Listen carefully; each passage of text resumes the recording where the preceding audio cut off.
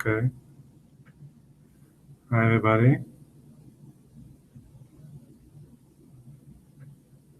So my name is Fred Roland.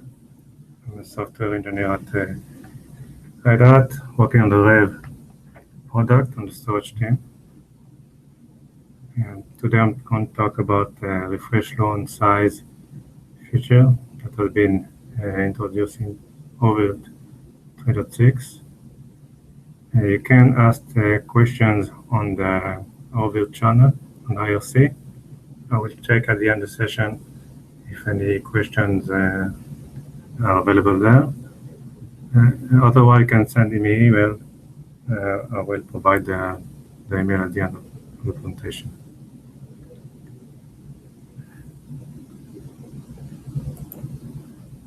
Okay, so we will be talking about the feature overview, what is our goal, what we are trying to achieve.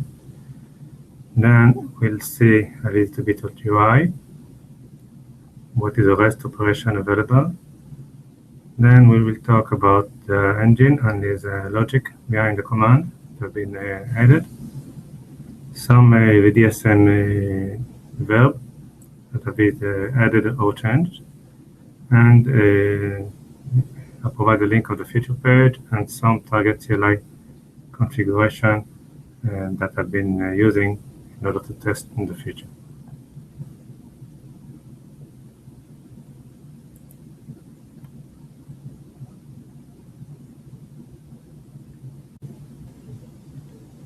Okay, so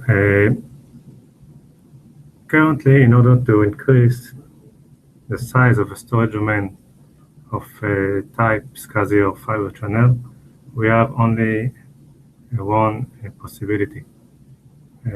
What we can do is to add an additional LUN to the storage domain, and by this means we can increase the size of the storage domain available. However, storage servers have the ability to increase the LUN size that is already existing. So the aim of this feature is to give the user the ability to increase the storage space in block storage domain without increasing the number of LUN that already exist in it. Okay, so the main flow will be a storage admin resize a LUN using some storage admin tool, storage server admin tool. This is, of course, out of the scope of oVirt.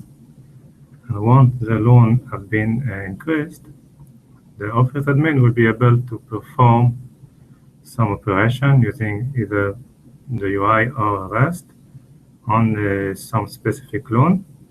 And after this operation, the new size will be refreshed and the storage domain will be increased accordingly according to the size that the LUN have been increased.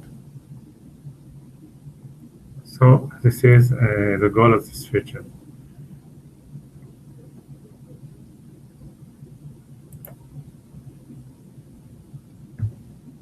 Okay, regarding the UI, it is available only on the edit storage domain window. So you need to go to the storage tab and edit an existing storage domain. Of course, it needs to be a SCSI storage domain or a fiber channel storage domain. Then we have an additional column, a new column that has been called additional size. And for each LUN, in the case that the LUN has some new size available, a toggle button will appear. So the administrator can toggle the button and decide which LUN you want to increase. Then after that is selected the button, you will just click OK on the edit domain window, and then the operation will be performed. Okay, the toggle button is available as a widget that can be also added on additional windows if someone wants to use it. It's available. Regarding the REST API, we have a new action called refresh LUNs, which needs to be sent using post operation. And the URL we need to use is a storage domain URL, meaning you have to specify the storage domain that you want to use using the UID of it in the URL. And then in the action itself, in the body of the request, you have a list of LUNs that you want to perform the operation on. So here in this case, we have two LUNs that we want to refresh the size of them.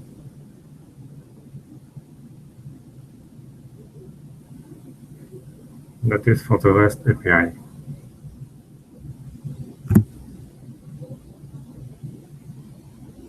Okay, so now let's talk about the endline and the new command that have been added. So we have a command called refresh LUN size command that as an input gets a list of LUN IDs. Output will be the status of the operation if it fails or succeeds. And now let's go through the logic of this command. In order that every host in the data center will be on the same page regarding the storage, we need to call a get device list on each of the hosts. The host will perform a rescan and resize of the multiple device once you get the get device list command. We will call the get device list only with a specific device as input parameter in order to decrease the performance impact the get device list can have in the scale setup. I will get back to this on the VDSM side and maybe enhance about it a little bit, more. So again, every host in the data center should be refreshed in order to be sure that they are on the same page regarding the storage devices and the SCSI and the fiber channel devices. So we have a loop sending get device list to each host in the data center, and then we are checking that the LUN are the same size on every host, meaning that we don't have some host that is not able to see the same storage device. Of course, if one of the hosts are not seeing the same size, the operation will fail. In case that everybody is seeing the same LUN, so next step will be to resize the PV, meaning that we need to tell the LVM that it needs to update its metadata and that the PV needs to resize itself to the same size of the underlying device of the LUN that have been resized on the storage server. The resize PV command is needed only on one host. It's not needed on all the hosts. The LVM is in charge of updating itself according to its inner mechanism. Once that we have finished those operations, the last step will be to update the storage domain size and, of course, the database according to the result. Eventually, if everything was okay, so new size will be available and additional disk space is there for any operation. Okay, so sending to all hosts get device list to scan and resize the devices, then send one resize PV to one of the hosts, and then update the storage domain with a new size. This is the logic that we are performing on this command.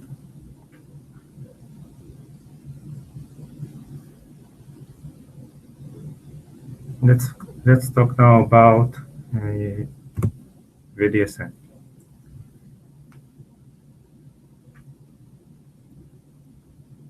One verb has been added.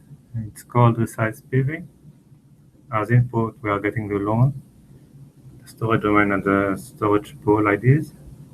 Output will be the size of the PV after performing the operation. And the action will be calling the PV resize with the LUN ID and returning the output and the size after the command have been executed.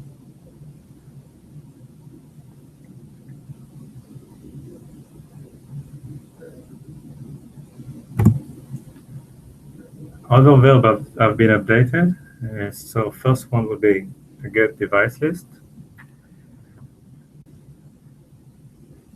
First step that have been added is that in addition to rescanning the device that was already existing, we added a resize of multipath map. The resize will be done only if it is needed. We'll be talking about it later. We add also now optional parameter. If before get devices didn't get any parameter, now we can pass LUN IDs as input parameter. The main idea behind that is that as part of the get device list, we have a PV creation test, which is an heavyweight operation. And if we use the GUIDs parameter, we can limit the operation only to the specified devices. Just remember that in the engine, we are going to call the get device list on every host. So it can be quite heavy if we are going to do the test of the PV create on every devices, on every host that are part of the DC. So in order to avoid this performance issue, we added the option to add IDs of specific LUNs so that the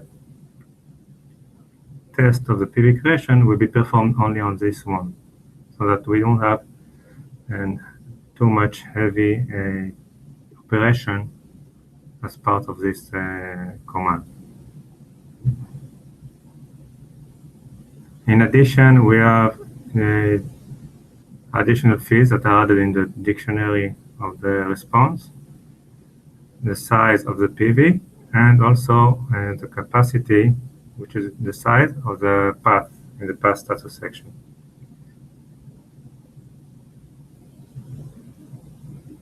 This is regarding the get device list changes. Now, let's talk about another scenario. That if you remember, in the main flow, the engine will be sending get devices to all the hosts. But what will happen if one of the hosts is not available at the time that the engine is sending the command? Let's say that one of the hosts is in maintenance state or whatever state that is not available. In this case, the host is not aware that he has to be updated of the changes on the devices. So in order to fix this issue, we added into the connect storage server verb and rescan and resize of devices. So once the host is getting back to up state, the engine, as part of the on up command, is sending to the host connect storage server verbs for each of this connection. And as part of this flow, now it will be also updated of the new size of the underlying LUNs.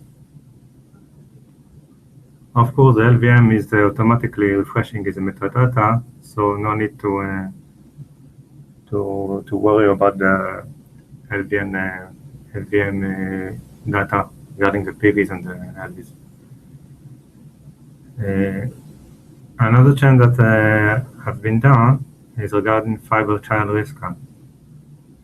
Until now, the rescan of the fiber channel did only check for new devices added, meaning that a new LUN has been connected to the host.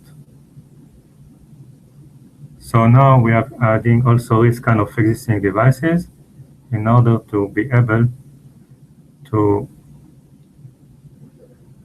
see if there has been a change in the size. Okay, so now the rescan of the fiber channel is doing both finding new devices and rescanning existing devices to discover changes in the size.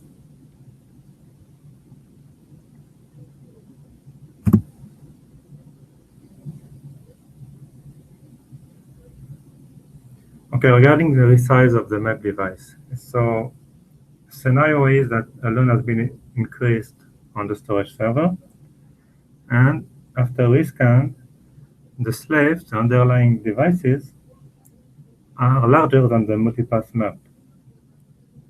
So in order to fix this, we need to resize the multipath. So how do we do? What do we do here? So we check if all the slaves are of the same size.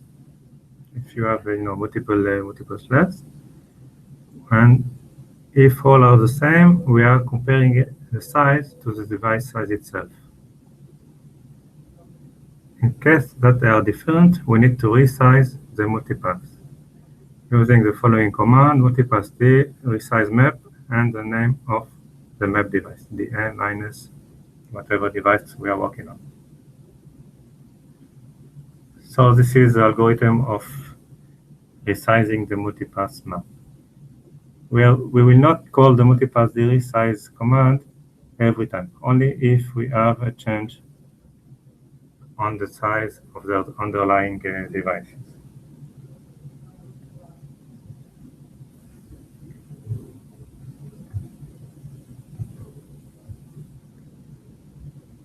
Okay, this is for the VDSM changes.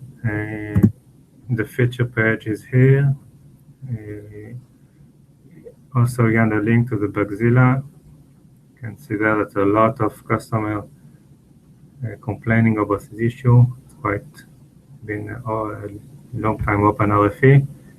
Hopefully, it will solve all of the requirements. And at last, I've put here a target CLI configuration that I've been using. It helped me in order to test this feature. If you use a file-based backend, you won't be able to increase the LUN. So I needed to have a backstore based on block. So eventually I will be able to resize the underlying backend, and that way I will be able to increase the LUN. And in that way I can simulate a storage server possibility of increasing the LUN size. So it's available if anybody wants to check it on a local server. It's very easy to use. Okay, so that's it currently on my side. Let's check if we have some question on the oVirt channel.